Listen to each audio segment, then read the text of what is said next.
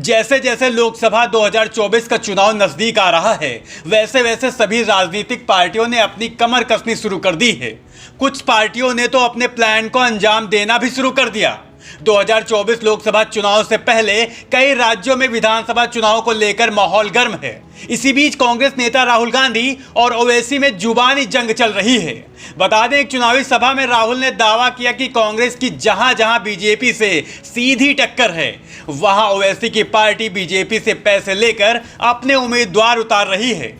अब ओवैसी ने इसका जवाब दिया और कहा कि उनके मुस्लिम होने की वजह से इस तरह के आरोप लगाए जाते हैं। ओवैसी ने कहा कि राहुल गांधी, आप मेरे पर ये आरोप इसलिए लगाते हैं क्योंकि मेरा नाम असदुद्दीन ओवैसी है, मैं टोपी पहनता हूं और मेरे चेहरे पर दाढ़ी है, इसलिए मेरे ऊपर पैसे लेने के आरोप लगाते हैं।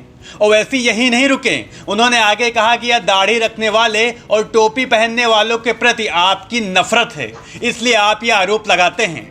ओवैसी ने कहा कि उनकी धार्मिक पहचान के प्रति नफरत की वजह से उन पर पैसे लेने के आरोप लगाए जाते हैं। ओवैसी ने पूछा कि क्या राहुल गांधी ने 2014 और 19 के चुनाव में हारने के लिए बीजेपी से पैसे लिए थे। ओवैसी ने कहा कि राहुल गांधी ने भाजपा में शामिल हुए अपने मित्रों ज्योतिरादित्य सिंधिया और जितिन प्रसाद पर पैसे लेने का आरोप नहीं लगाए। उन्होंने दावा किया कि राहुल गांधी केवल दोहरा रहे हैं जो किसी और ने उनके लिए लिखा है। ओवैसी यही नहीं रुके, उन्होंने सोशल मीडिया प्लेटफॉर्म एक्स पर ट्वीट की फोटो के साथ राहुल गांधी के आरोपों का जवाब देते हुए सवाल पूछे। उन्होंने पूछा कि 2008 न्यूक्लियर डील में यूपीए को समर्थन करने के लिए हमने कितने पैसे लिए थे। आंध्र प्रदेश में किरण कुमार रेड्डी की सरकार को अविश्वास प्रस्ताव में समर्थन करने के लिए कितने पैसे लिए थे। ओवैसी ने पूछा कि प्रणब मुखर्जी को राष्ट्रपति चुनाव में समर्थन के लिए वाईएस जगन रेड्डी से जेल में मिलकर उन्हें मनाने के लिए मुझे कितने पैसे मिले थे। इसके अलावा उन्होंने राहुल गांधी से यह भी सवाल पूछा कि क्या आप अमेठी का चुनाव मुफ्त में हारे थे या पैसे लिए थे। उन्होंने राहुल गांधी पर तंज कसते हुए कहा कि 2014 से अब तक आपको सिर्फ हारना ही आया है, इसका जिम्मेदार मैं नहीं हूं। वहीं अब ओवैसी के आरोप और सवालों के बाद कांग्रेस ने इस पर क्या कुछ कहा, ये भी सुनिए। ऐसा है कि अगर आप बहुत ध्यान से देखिए तो ये जो सरकार पिछले 9.5 साल से केंद्र में काम कर रही है, ईडी, सीबीआई और आईटी का बहुत दुरुपयोग किया इसने। विपक्ष का कोई नेता नहीं छूटा जिसके घर दरवाजे इसने भेज ना दिया हो। अभी राजस्थान में चुनाव हो रहे हैं और वहाँ पर ईडी गली गली घूम रही है और लगातार छापे कर रही है। लेकिन आप सोचिए कि 9 साल के अंदर असदुद्दीन ओवैसी के किसी भी संस्थान पर किसी भी तरीके के कोई ईडी नहीं, कोई सीबीआई नहीं, कोई आईटी नहीं। क्यों? ऐसा क्या पैक्ट है आपका? इसका मतलब कहीं ना कहीं कुछ ना कुछ दाल में काला है।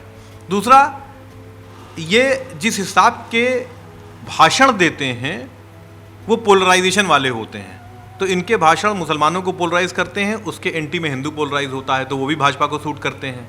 तीसरी बात, ये हर उस जगह पर प्रत्याशी उतारते हैं जहाँ पर मुस्लिम वोटों का विभाजन हो सके। तो कहीं ना कहीं ये बात सही है कि भाजपा की मदद करते हैं। तो मैंने कहा नहीं कि जिस तरीके से इनको बचाया गया है 9.5 सालों में भाजपा द्वारा, वो कहीं ना कहीं शक पैदा करता है। कांग्रेस एक ऐसी पार्टी है जो न धर्म में विश्वास करती, न जाति में, वो भारतीयता में विश्वास करती है, वो संविधान में विश्वास करती है। और अगर आप हमारा पूरा कैरेक्टर देखेंगे और हमारी काम देखेंगे तो हम कहीं भेदभाव नहीं करते। हम इकलौती ऐसी पार्टी हैं, हम जितना सनातन के साथ हैं उतना ही इस्लाम के साथ हैं, उतना सिखिज्म के साथ हैं और उतना क्रिश्चियनिटी के साथ हैं। हम भारतीयता में विश्वास करते हैं, हम दाढ़ी, टोपी, कलावा देखकर भेद नहीं करते। आपको बता दें, राहुल गांधी ने तेलंगाना में अपनी चुनावी रैलियों के दौरान ओवैसी पर निशाना साधते हुए आरोप लगाया था कि ओवैसी के नेतृत्व वाली पार्टी भगवा पार्टी से पैसे लेकर जहां भी कांग्रेस भाजपा से लड़ती है वहां अपने उम्मीदवार उतारती है। उन्होंने दावा किया था, हम जहां भी चुनाव लड़ने जाते हैं, असम, मध्य प्रदेश, राजस्थान, महाराष्ट्र, त्रिपुरा, जहां भी कांग्रेस पार्टी बीजेपी के साथ लड़ती है, ओवैसी की पार्टी बीजेपी से पैसे लेती है और वहां अपने उम्मीदवार खड़े करती है। वैसे आपको क्या लगता है, क्या ओवैसी बीजेपी की बी टीम है या फिर राहुल गांधी को डर है कि कहीं ओवैसी कांग्रेस का खेल न बिगाड़ दें, इसलिए ये आरोप लगाए जा रहे हैं? हमें कमेंट करके जरूर बताएं और अगर जानकारी अच्छी लगी हो तो वीडियो को लाइक, शेयर और चैनल को सब्सक्राइब करना ना भूलें।